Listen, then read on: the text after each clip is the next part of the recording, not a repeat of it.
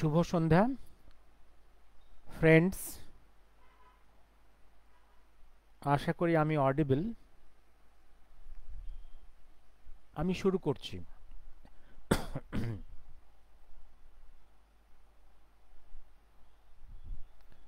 আমি শুরু করছি।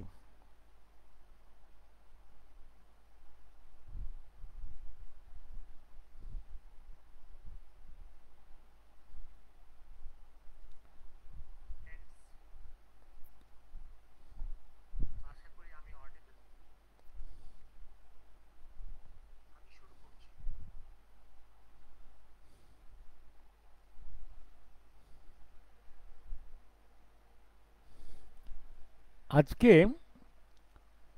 দুটো ইস্যু নিয়ে কথা বলবো। দুটো, একটা প্রথমে হচ্ছে 1922-এ প্রভিন্সিয়াল অটোনমির প্রস্তাব, যেটা লর্ড রিডিং ভাইসরয় দিয়েছিলেন দেশবন্ধুকে, সেটা গান্ধী স্যাবোটেজ কেন করেছিলেন, এই প্রেক্ষাপটটা একটু বলবো। আর আলোচনা করেছি আগে, কিন্তু আবার রিপিট করছি একটা বিশেষ গুরুত্বের জন্য। আর তারপরে আলোচনা করব জাস্টিস খোসলা কমিশনে to enquire into the disappearance of Netaji Subhas Chandra. এখানে গোবিন্দ মুখোটি আর্গুমেন্টটা কিভাবে করেছিলেন তার লেখা থেকে। গোবিন্দ মুখোটি সম্বন্ধে অনেকে পরিচিত, তবু একটু পরে বলে দেবো আমি। তার আগে আমি এসে যাই একদম the proposal of provincial autonomy from viceroy Lord reading to Deshbandhu, এই প্রেক্ষাপটটাতে। এটা আমি আলোচনা করেছি আমার বই বিচিত্রা প্রবন্ধ সংকলন, একটা আর্টিকেল লেখাতে, সেটা হচ্ছে খিলাফত আন্দোলন, দেশবন্ধু এবং গান্ধী। এখানে 4টা বইকে আমি কম্পাইল করেছি। এই 4টা বই একটু উল্লেখ করে দিই। 4টা বই হচ্ছে, একটা হচ্ছে 4টা বই,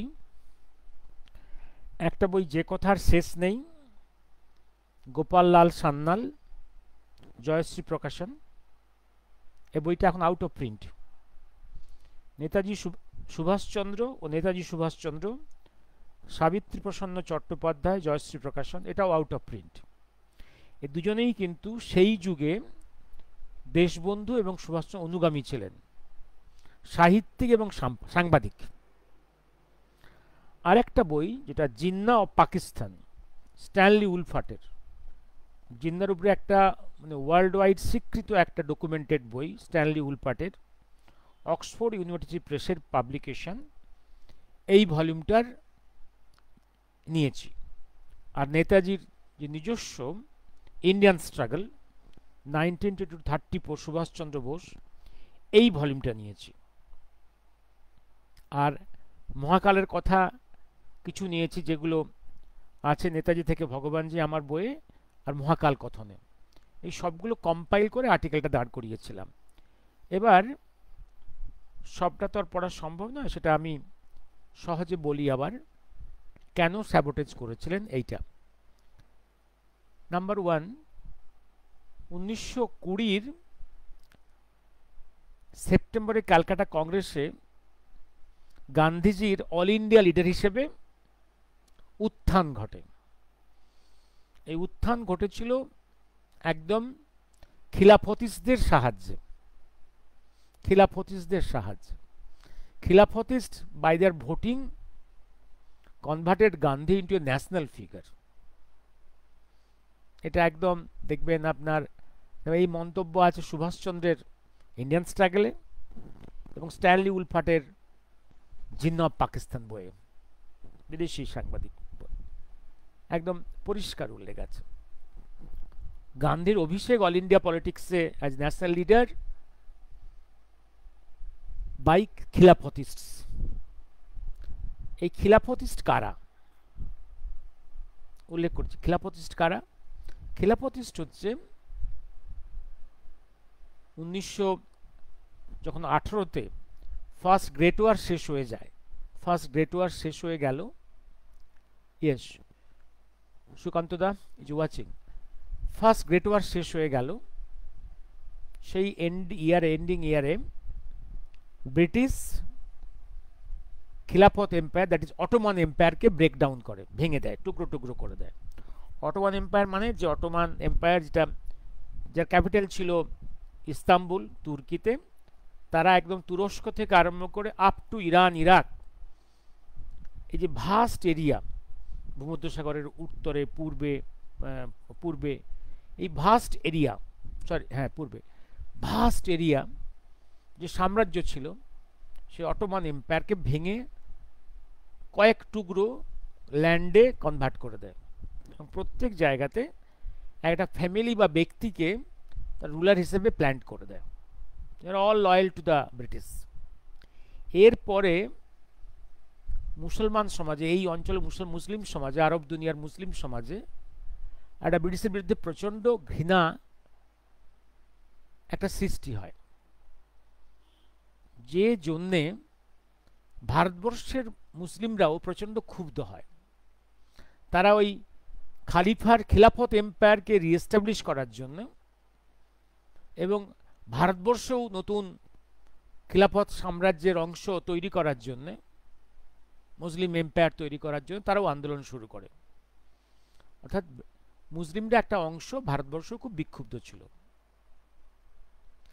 এই বিক্ষোভটাকে খুব কৌশলে ব্রিটিশ এটাকে নারিশ করে, কারণ সবসময় সাপ্রেস করলে আগুন তৈরি হবে, বিস্ফোরণ হবে, সাপ্রেস করেছে। খিলাফত মুভমেন্ট শুরু হয়। এই খিলাফত মুভমেন্টকে যিনি ভারতবর্ষে সব থেকে বেশি নারিশ করেছেন from the side of the Indians, তিনি হচ্ছেন মোহনদাস করমচাঁদ গান্ধী।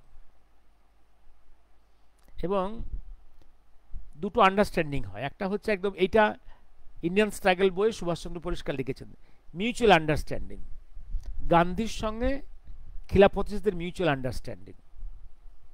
কি লিখেছেন তিনি? হচ্ছে যে খিলাফতিস্টরা গান্ধীকে একদম অল ইন্ডিয়া লিডারে কনভার্ট করবে, আর তার পরিবর্তে গান্ধী খিলাফত মুভমেন্টকে বুস্টিং করবে। এমনও লিখেছেন সুভাষচন্দ্র এই বইয়ে যে যদি খিলাফত রেজলিউশন ক্যালকাটা কংগ্রেসে ফেলও করে, তা সত্ত্বেও কিন্তু গান্ধী তার অনুগামীদের নিয়ে খিলাফত আন্দোলন ভারতবর্ষে শুরু করবেন এবং কন্টিনিউ করবেন। এবং একই সুরে লিখেছেন কিন্তু স্ট্যানলি উলপাটো। হলো এবার 1920-তে যে খিলাফত রেজলিউশন পাস হলো, সে সঙ্গে একটা রেজলিউশন পাস হয়েছে, তার নাম নন কোঅপারেশন মুভমেন্টের রেজলিউশন। এই যে আমি বলেছি এই দুটো রেজলিউশন, নন কোঅপারেশন মুভমেন্ট রেজলিউশন পাস করাতে উনি যেভাবে যে এই নন কোঅপারেশনের যে আইটেমগুলো নিয়েছিলেন গান্ধী, এতে সেই সময় দেশবন্ধু থেকে লালবাল পাল সবার অনুগামীদের আপত্তি ছিল। ওদের বক্তব্য ছিল নন কোঅপারেশন মুভমেন্ট হবে কতগুলো সিলেক্টেড এরিয়াতে। নিশ্চয়ই স্কুল কলেজকে বয়কট করা, স্কুল কলেজের সঙ্গে নন কোঅপারেশন করাটা দেশের পক্ষে ভালো হবে না, এগুলো আলোচনা করেছি আমি।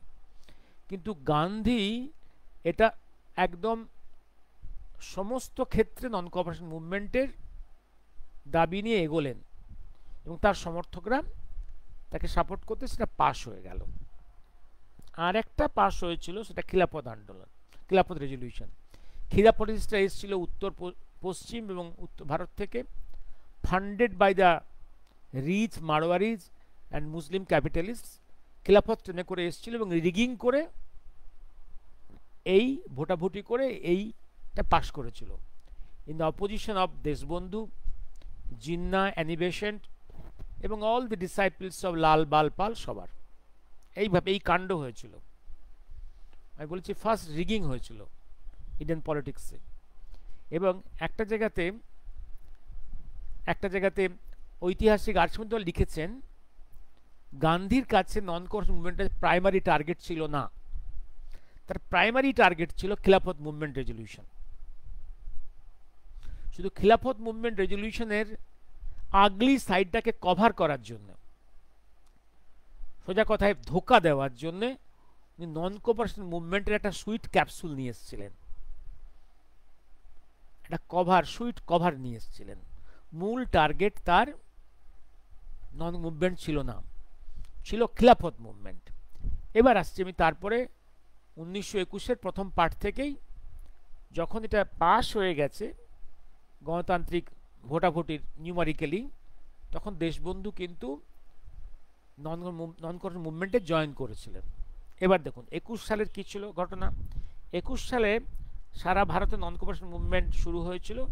তার আগে ওখানে উত্তর পশ্চিম ভারত প্রচণ্ড ক্ষুব্ধ ছিল, সেখানে ও ডায়ারের নেতৃত্বে জালিয়ানওয়ালা হত্যাকাণ্ড হয়েছিল। তারপরে গোটা ভারতের মানুষ ক্ষুব্ধ ছিল, তারা একটা অ্যান্টি ব্রিটিশ মুভমেন্ট চাইছিল।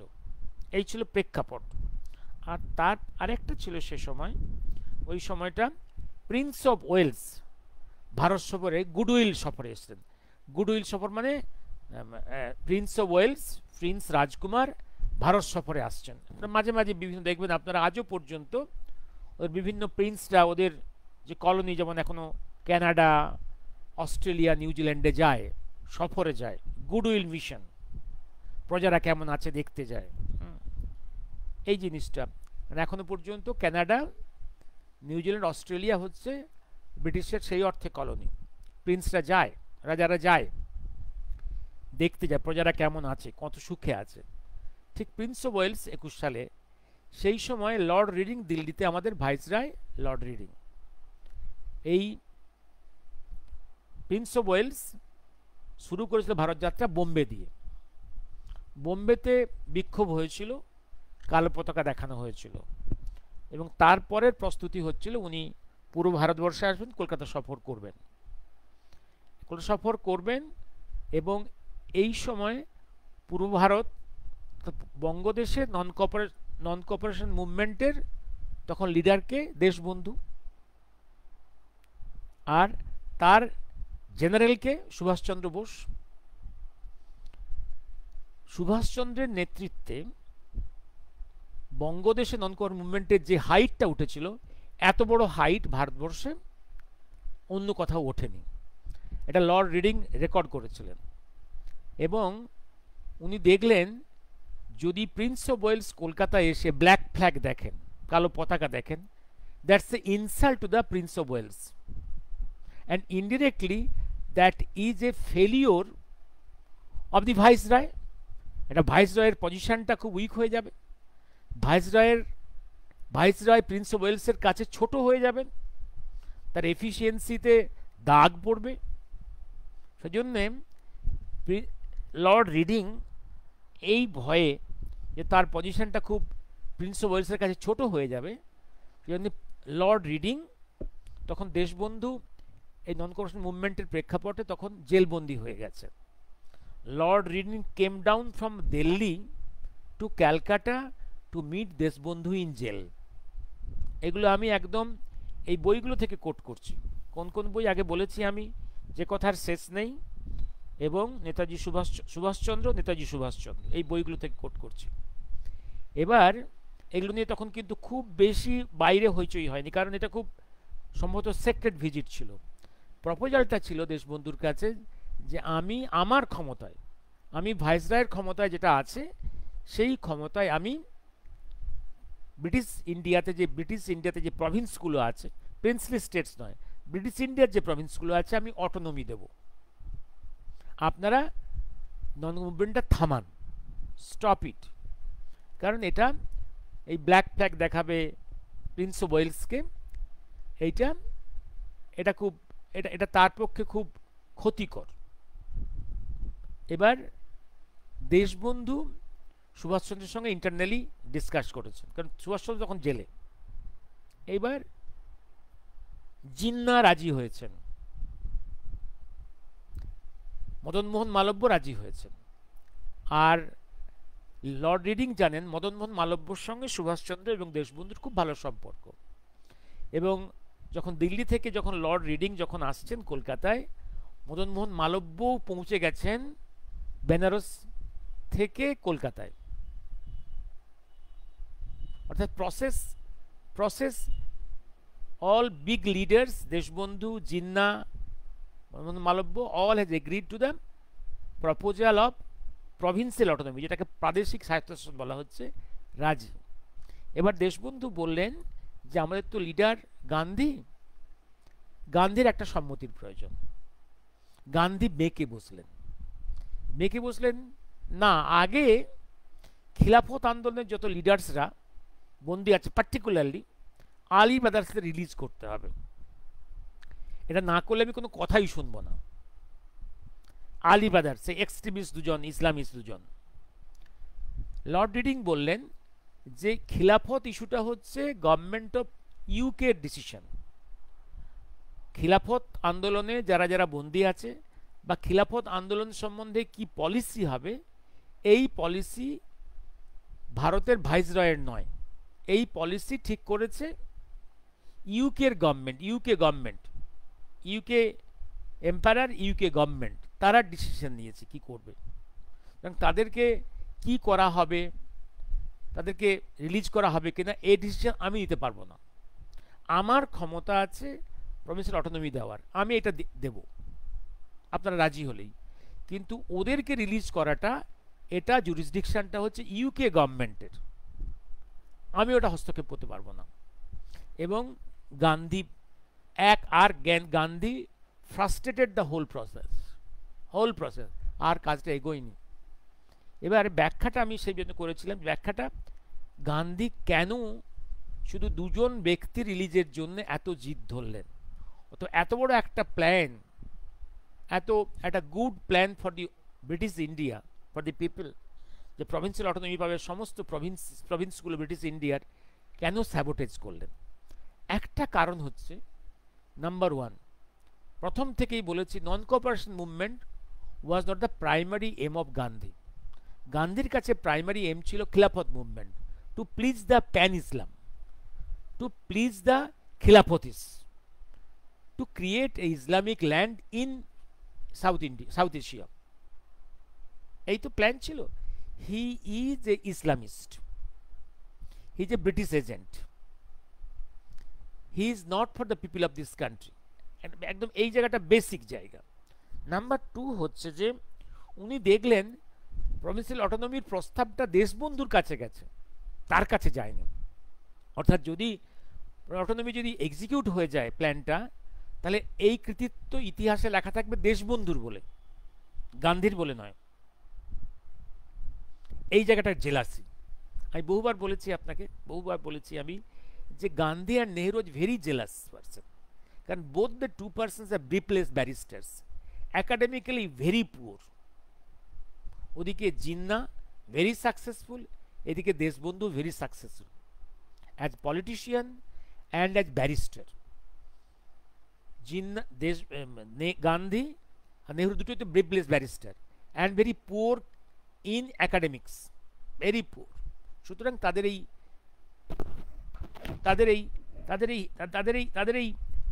এই যে হিংসা, জেলাসি।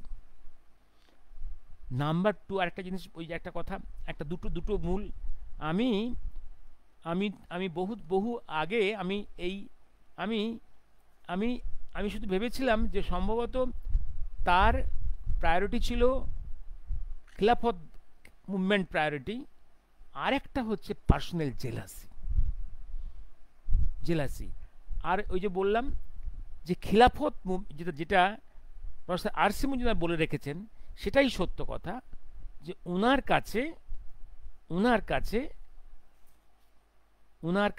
আমি এটা নোটটা দিয়েছি, আমি ঐতিহাসিক অধ্যাপক রমেশ মজুমদার লিখেছেন, 1920 সেপ্টেম্বর কলকাতা কংগ্রেসে গান্ধীজির অসহযোগ আন্দোলনের প্রস্তাব ছিল ছলনা, সামনের ধোঁয়াশা। মূল উদ্দেশ্য ছিল খিলাফত আন্দোলনের প্রস্তাব যত্নভাবে পাশ করানো, এটাই ছিল তার মূল টার্গেট। এবার আমি আসছি আর একটা জায়গাতে, শুধু মহাকালের যে কথাটা, কয়েকটা কথা গান্ধীর সম্বন্ধে, এই 4টা বইকে কম্পাইল করে আর্টিকেলটা লিখেছি। আর্টিকেলটা রেখেছি আমি বিচিত্রা আমার বইয়ে, প্রবন্ধ সংকলনে। এবার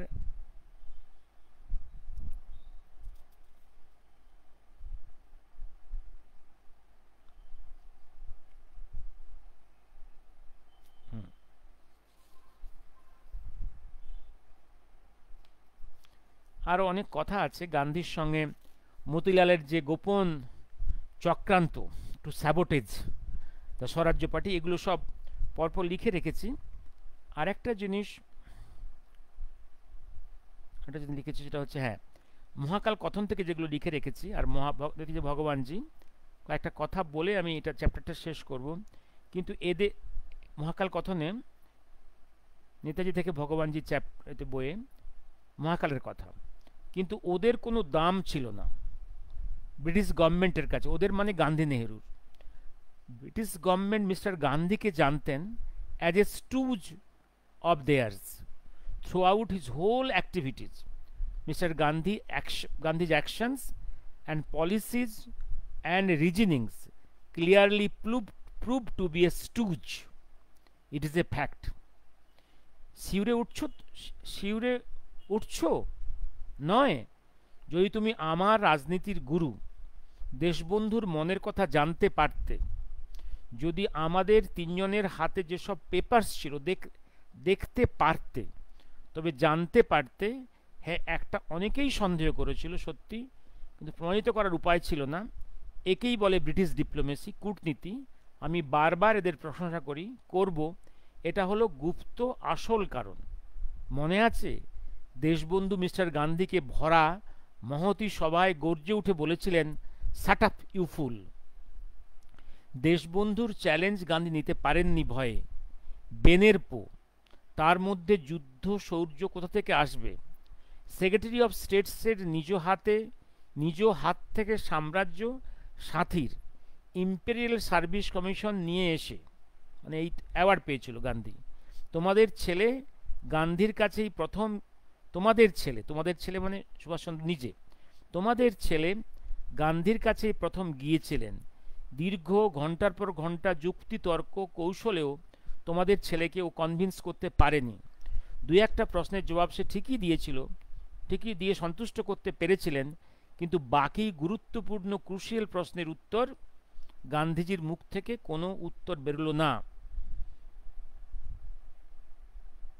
আমি এইটা আরও ডকুমেন্টস যেগুলো আছে সেগুলো আপনারা দেখলে জায়গাটা আরও আপনাদের ক্লিয়ার হবে। এবার আসছি আমি নেক্সট সাবজেক্টটাতে, সেটা হচ্ছে হ্যাঁ, কিভাবে গোবিন্দ মুখোটি জাস্টিস খোসলা কমিশন 1970-74, জাস্টিস খোসলা কমিশন, হ্যাঁ, এটা তৈরি হয়েছিল। ওটা কীভাবে তৈরি হয়েছিল প্রেক্ষাপটটা আপনাদের জানা আছে। 1967-এ Indira Gandhi was running a minority government in Delhi, তখন কংগ্রেস ব্রেকডাউন করেছে with the help of the CPI. সেই সময় সমরদা পার্লামেন্টে সমর গুহম 350 জন পার্লামেন্টারিনের সই করা ডেপুটেশন দেওয়ার পরে ইন্দিরা গান্ধী একটা পপুলার স্টেপ নিয়েছেন, সেটা হচ্ছে সি ইনস্টিটিউটেড এ কমিশন সেই জাস্টিস খোসলাকে দিয়ে।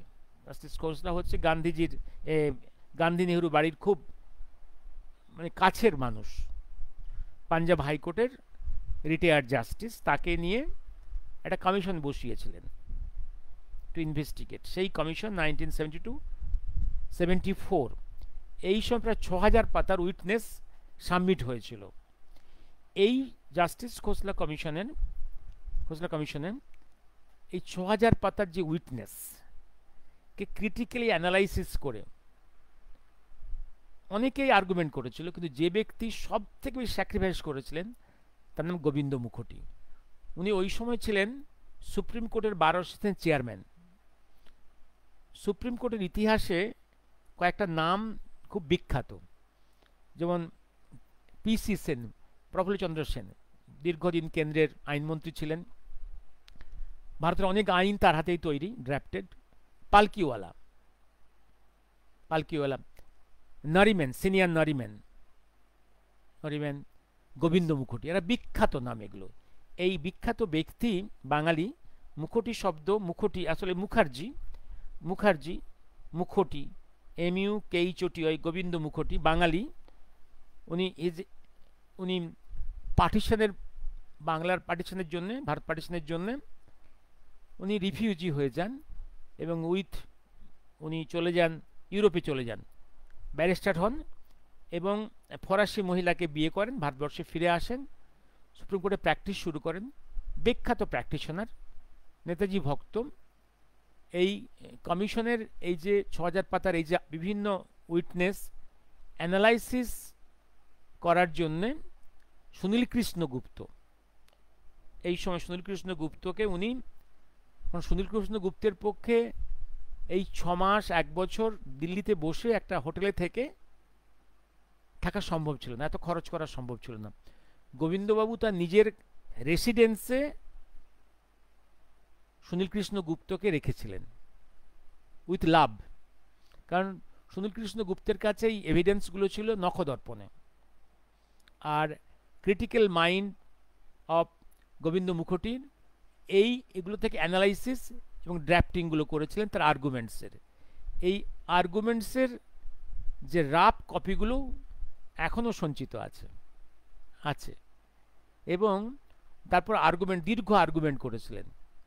তার দীর্ঘ আর্গুমেন্টের পরে আমরা আর্গুমেন্ট এবং তার কিছু লেখা আমরা পেয়েছি পরবর্তীকালে, এবং তার সে আর্গুমেন্টের উপর একটা লেখা নেতাজি সুভাষচন্দ্রের সেন্টেনারি ভলিউমে জয়শ্রীর 1997-এ একটা পাবলিশড হয়েছিল আর্টিকেল ফর্মে একটা অংশ, Netaji dead or alive by Gobinda Mukhoti, ইংরেজিতে আর্টিকেল। আমি একটা অংশ, ছোট অংশ পড়ব, এটা বড় আর্টিকেল, প্রায় 10 পাতার আর্টিকেল, সবটা পড়ব না। 1 2 3 4 5 6 7 8 9 10 11 12 13 14 20 বড় আর্টিকেল, 2 পাতার বেশি পড়া যাবে না, আমি একটু পড়ে থেমে যাব।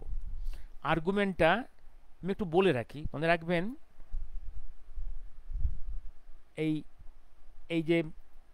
এই কমিশনে, জাস্টিস খোসলা কমিশনে PC সেন, প্রফুল্লচন্দ্র সেনও কিন্তু আর্গুমেন্ট করেছিলেন,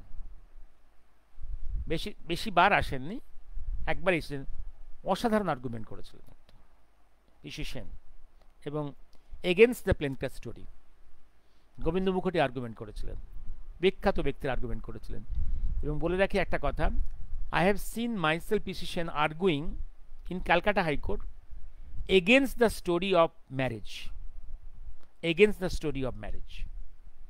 যখন 77 যখন জয়শ্রী বনাম রিসার্চ ব্যুরো যখন ক্যালকাটা হাইকোর্টে কেস হচ্ছে on marriage issue, I have seen this PC Sen, Bharat বিখ্যাত, লিজেন্ডারি, অশোক সেন, আমি তো বারে ভুল বলছি, sorry for the mistake, Ashok Sen, প্রথম থেকে বারে ভুল বলেছি, very sorry. Ashok Sen legendary, ওই নামগুলো, Ashok Sen legendary barrister, long period law minister in the centre, and তার হাতে বহু আইন তৈরি হয়েছে। পালকিওয়ালা, সিনিয়র নরিম্যান, গোবিন্দ মুখোটি, এরা বিখ্যাত legendary persons. Ashok Sen, sorry for not PC Sen, Ashok সেনকে এসেছিলেন খোসলা কমিশন আর্গু করেছিলেন against plane crash. Calcutta high court আমি নিজে দেখেছি, to argue against the story of marriage.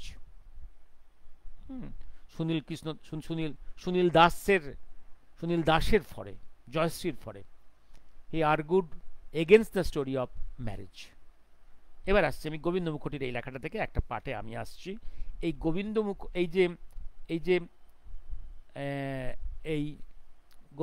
Govinda মুখোটির সম্পর্কেই, গোবিন্দ মুখোটি আর নরিম্যান খুব ক্লোজলি রিলেটেড। যেই প্রেক্ষাপটে আমরা পরবর্তীকালে সুনীল কৃষ্ণ গুপ্ত নরিম্যানকে পেলেন two argue in the case of Bharat Ratna, posthumous Bharat Ratna in late 90s, in last century তে যখন গভর্নমেন্ট অফ যখন কংগ্রেস গভর্নমেন্ট যখন চক্রান্ত করলো একটা পোস্টমাস ভারতরত্ন দেওয়ার জন্য, তার এগেনস্টে সুনীল কৃষ্ণ গুপ্ত, সমর গুহ এরা যে আন্দোলনটা করেছিল, যে কেসটা করেছিল, সেই কেসের এদের ফরে senior Nariman came to argue in the Supreme Court, এবং যে জন্যে গভর্নমেন্ট অফ ইন্ডিয়ার plan of awarding, the order of awarding post Bharat was cancelled. এবার আমি আবার আসছি গোবিন্দ মুখোটির এই আর্গুমেন্টসে কয়েকটা লাইন আমি পড়ে পড়ে, আমি বেশিক্ষণ পড়তে পারবো না, হ্যাঁ মিনিট 20 পড়তে পারবো, হ্যাঁ পড়ছি। In brief, our argument on evidence was: A. This extraordinary man, Netaji, vanished many times before 18th August 1945, and if he did not choose to reveal his whereabouts, even his closest relations and associates would not and could not know where he was. বলছেন এই যে 45 এর 18th অগাস্টের উনি যে disappear করে গেলেন, এর আগে অনেকবার ডিসঅ্যাপিয়ার করেছেন, এবং তার যে কোয়ালিটিজ, তিনি যদি ইচ্ছে না করেন তাহলে তার হোয়ার অ্যাবাউটস কেউ খুঁজে পাবে না। He is that skilled in concealing himself, এত স্কিল্ড। তার ক্লোজ রিলেশনসও বুঝতে পারেন কোথায় আছেন। উদাহরণ দিচ্ছেন, number 1, at the age of 18, according to late Bhasin, already witness in the Commission's Council, he was swept by spiritual urge, within which made him leave his house serpentiniously.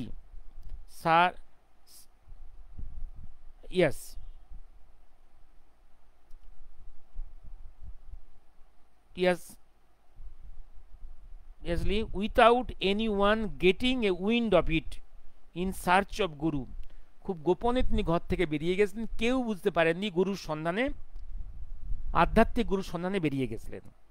Then in 1941, during the height of the Second Great War, while being in-house intern, যখন ঘরে গৃহবন্দী, his extraordinary feat of escape from Elgin Road, Calcutta to Kabul, Russia, Germany, without anyone being taken into confidence about the total plan and without having the assistance of any organized group of people like INA, এরকম একটা সংগঠিত বডির help ছাড়া তিনি বেরিয়ে গেলেন,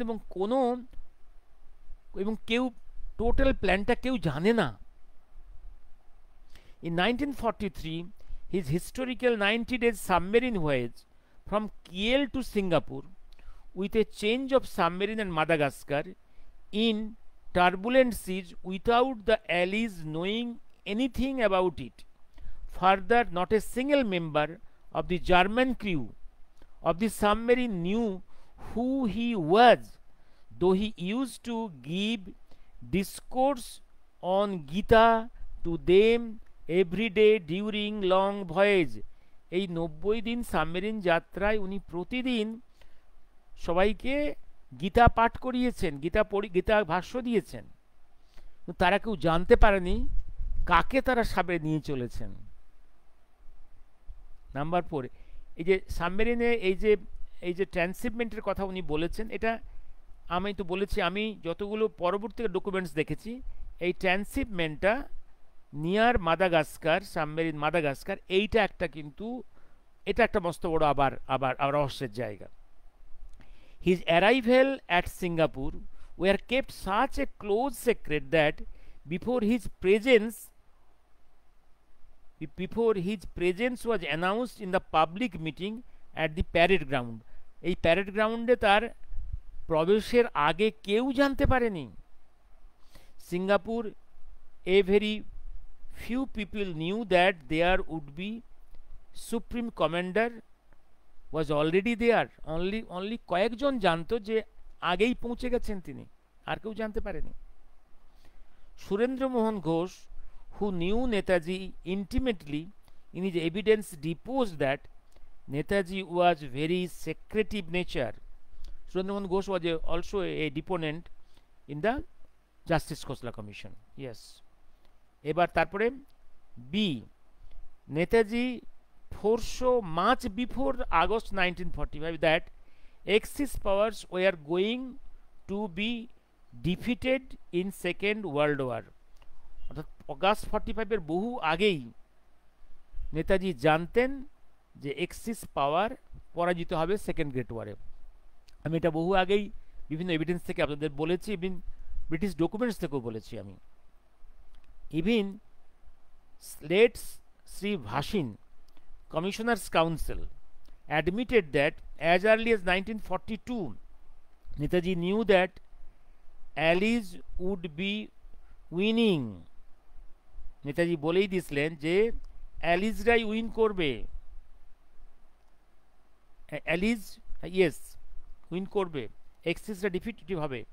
two quote late Shri Bhasin, in the last autumn of 1942 he told German admiral Canaris, উনি document quote করে বলছেন, you know as well as I do that Germany cannot win this war, but this time victorious Britain will lose India. According to late Sri Vashin, such was the assessment of the situation at home and abroad, and how correct. এবার একটু বলে রাখি এই জায়গাটা, আমি যখন national আর্কাইভসে যখন করছিলাম, কাজ করছিলাম, একদম জার্মানি থেকেই জার্মান ভাষায় একটা ডকুমেন্ট ওখানে রিসিভার করা হয়েছিল আর পাঠিয়েছিল ওটা ডকুমেন্ট জার্মান। এইটা রোম, যেদিন সুভাষচন্দ্র, যেদিন রাশিয়া আক্রান্ত হলো বাই দ্য জার্মান আর্মি, ওই দিন ওই মুহূর্তে সুভাষচন্দ্র ছিলেন রোমে।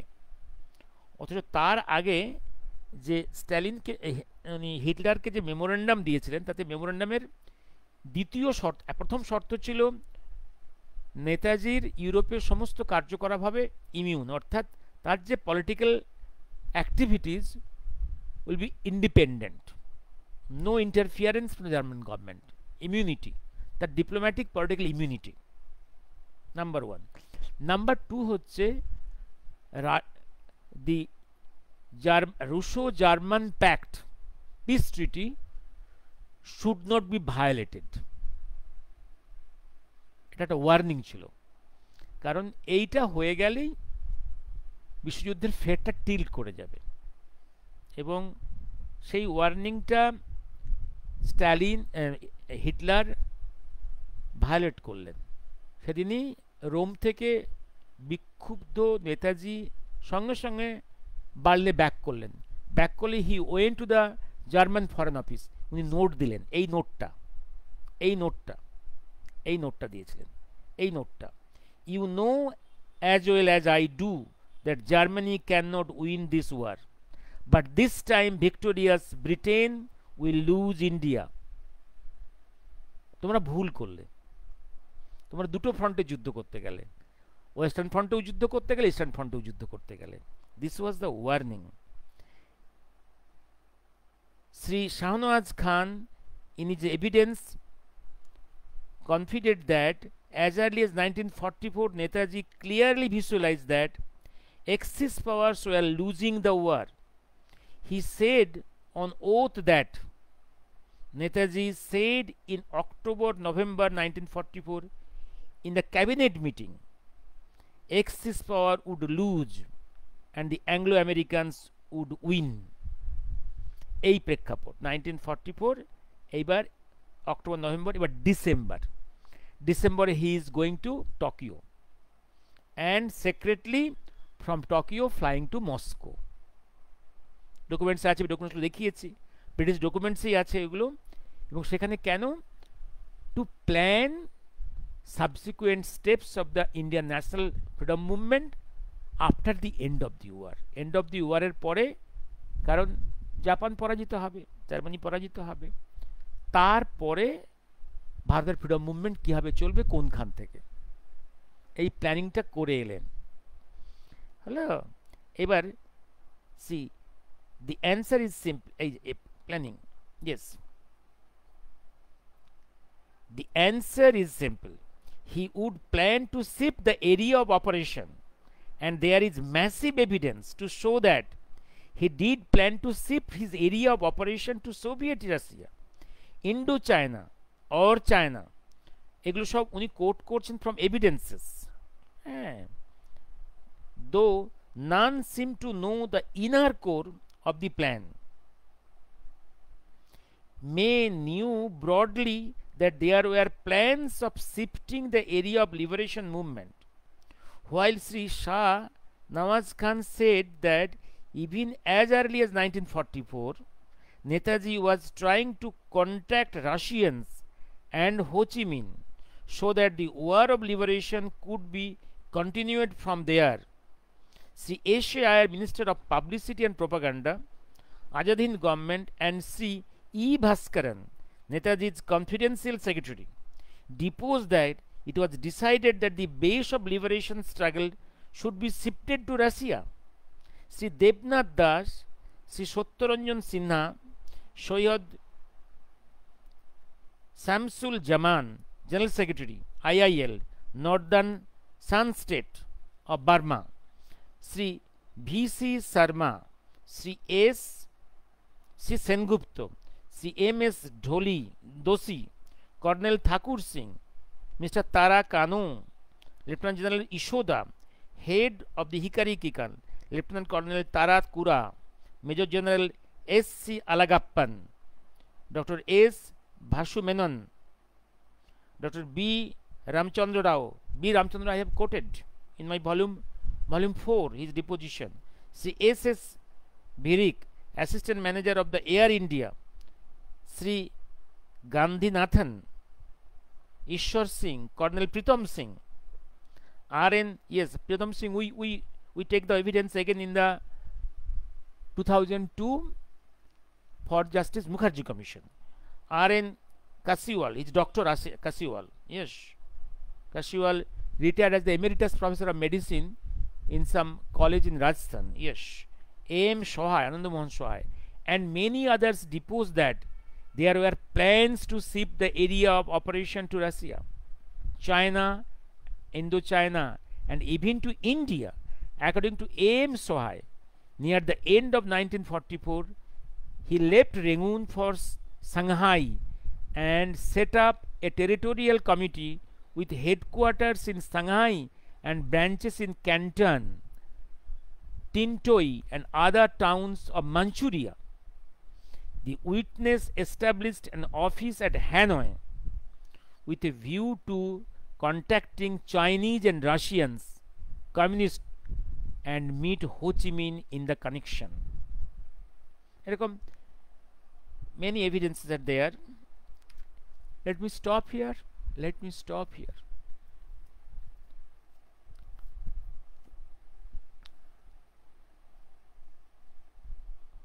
এবং এই আমাদের জাস্টিস মুখার্জি কমিশনে আমাদের আর্গুমেন্ট করার সময় আমরা এই two demolish the plane crash story আমরা আমি তো অনেকটাই ব্যাংক করেছিলাম গোবিন্দ মুখোটির আর্গুমেন্টের উপরে, অনেকটাই তার way of the style of argument, style of using contradictions in the previous evidences. এটা নিয়ে আমি প্রথম চ্যাপ্টার যেটা ছিল আমার আর্গুমেন্টের প্রথম স্টেপটা ছিল to demolish the plane crash story. তারপরে ছিল the Bhagwanji chapter, Bhagwanji number 1, to establish that Bhagavanji is not a imaginary figure but a character in the reality. Third phase chilo amar argumented biologically Bhagavanji, Mahakal and Subhash Chandra biologically same man. That was my third step of my argument. আমি আমি আমি আমি আমি আমি আজকে শেষ করি। শুভরাত্রি। আজকের কিছু নিয়ে বলবো না। একটা জিনিস আপনারা লক্ষ্য রাখবেন, এই যে এসআইআরটা বেঙ্গলে হচ্ছে ভীষণ প্রয়োজন, এসআইআরটা ভীষণ প্রয়োজন। অলরেডি এসআইআর এর আগের যে আমাদের ইলেকশন কমিশন যে প্রিলিমিনারি যে ডাটাগুলো কালেকশন করেছে, দেখা যাচ্ছে দুটো 24 পরগনা, উত্তর এবং দক্ষিণ, একটাতে 45% ভোটারের, বর্তমান ভোটার লিস্টের ভোটারের, তাদের ফোর ফাদার্সের কোনো আইডেন্টিটি পাওয়া যাচ্ছে না। আর একটা ডিস্ট্রিক্টে 55% লোকের তাদের ফোর ফাদার্সের কোনো আইডেন্টিটি পাওয়া যাচ্ছে না। অর্থাৎ 2002-এর যদি আমরা লিস্টটাকে বেস ধরি, তারপরে যাদের নামগুলো অ্যাড হয়েছে, যাদের নামটা অ্যাড হয়েছে, ডেফিনেটলি তাদের ফোর ফাদার্সের কেউ না কেউ তো আগের লিস্টে 2002-03-এর লিস্টে তাদের নাম থাকবে, তাদের ফোর ফাদার্স, বাবা মা ঠাকুরদা, কারো না কারো নাম থাকবে। এই নামগুলো পাওয়া যাচ্ছে না। তাহলে এই যে নামগুলো আসছে, এরা কারা? এরা কি আকাশ থেকে ড্রপ করেছে, না মাটি ফুঁড়ে বেরিয়েছে? মাটি ফুঁড়ে বেরিয়েছে না আকাশ থেকে ড্রপ করেছে? এটা এখন বড় প্রশ্ন। হ্যাঁ, শুভরাত্রি। শবরীমালা নিয়ে ভাবছিলাম আজকে বলবো একটু, কেসটা নিয়ে, কারণ আবার ওটা বাইরের বিভিন্ন এটা দিল্লির নিউজে এটা হেডলাইন হচ্ছে, সম্ভবত এটা আবার সুপ্রিম কোর্টে কিছু একটা কাণ্ড হচ্ছে এটা নিয়ে, শবরীমালা ইস্যু নিয়ে। দেখবো আমরা কীভাবে আমাদের হাইকোর্ট সুপ্রিম কোর্টের জাজেরা কীভাবে mentally mortgaged to the secularism, how our high court supreme court judges brains are in mortgaged to this concept of secularism. এটা একদিন আলোচনা করব, how they are mortgaged.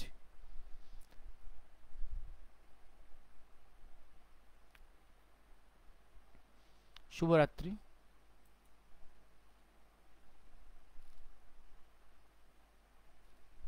Thank you. শুভরাত্রি।